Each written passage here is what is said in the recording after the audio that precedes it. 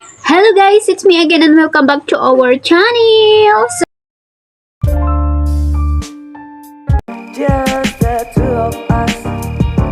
We can make it if we try. So for today's video, for today's content pala mga Lodi is tuturuan ko kayo kung paano pagalawin yung wings sa ating CapCut account just like this, and then paano tayo kumuha or saan tayo kumuha ng wings effect para makapag-edit tayo ng wings effect doon sa ating CapCut template.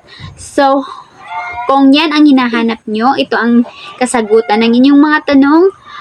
Pero bago yan, mag-subscribe muna kayo at i-hit ang notification bell para palagi kayong updated sa aking iba pang mga tutorial.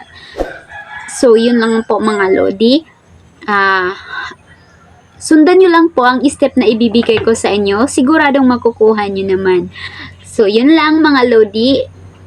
Tara, samahan nyo ako at sundan mong mabuti ang aking step na ibibigay sa inyo. Tara! So, ngayon mga Lodi, dalhin ko kayo sa ating Chrome. Ito yung Fixibay guys. Don't worry mga Lodi dahil free lang naman ang mga videos dito. So, isearch niyo yung wings. Wings video. Hindi yung wings po to mga Lodi kasi hindi yan gumalaw. Yung video. Search niyo yung wings video. So, ito yung mga wings, mga Lodi. Ito yun, gumagalaw po to lahat. So, syempre, ang kukunin nyo yung yung gumagalaw talaga. Bakit naman yung hindi? So, ito. Ito yung kukunin ko, mga Lodi yan. I-click nyo lang yan dito, mga Lodi. Click nyo lang yan.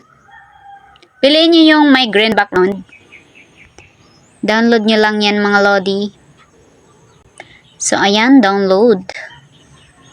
Download. So, complete na mga Lodi. Then, tayo mga Lodi.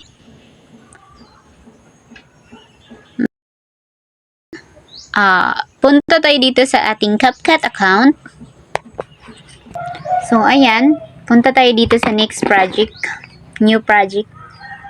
Magawa tayo, diba? So, pindutin lang yun natin new project. Yes, ang kailangan natin gawin, syempre kukuha tayo ng video. Video, no? Kahit anong video, guys. So, dito sa akin, ito na lang siguro. So, yan.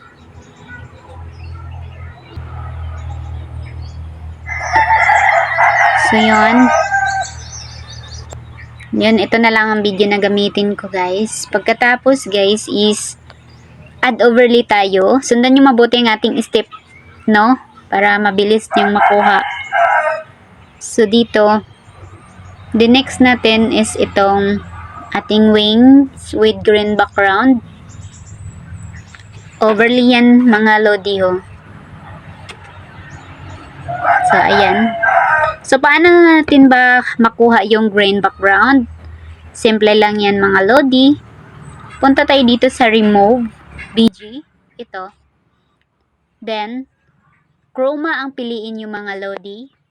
Then, i-tap, then i-round, round. Pagkatapos, Lodi, pindutin nyo ang intensity.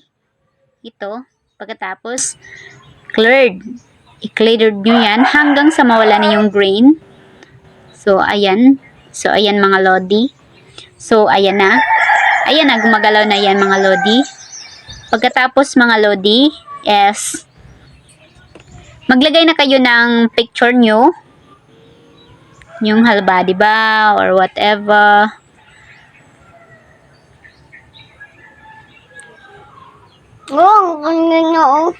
So, puntahan nyo. Siyempre yung guys. So, ito. Kasi may background naman tayo mga Lodi. Meron akong background. Ko na lang yan mga Lodi. So, i-remove ko yung background na yan. Madali lang yan mag-remove ng background. So, ayan. So, ayan ang mga Lodi. Ilagay ko na. Siyempre yung gawan nyo kung yung may paa kayo. Kasi sa akin, tutorial lang naman to. Pwede nyo palakihin yung wings. Pindot nyo lang yan, palakihin. Ganyan.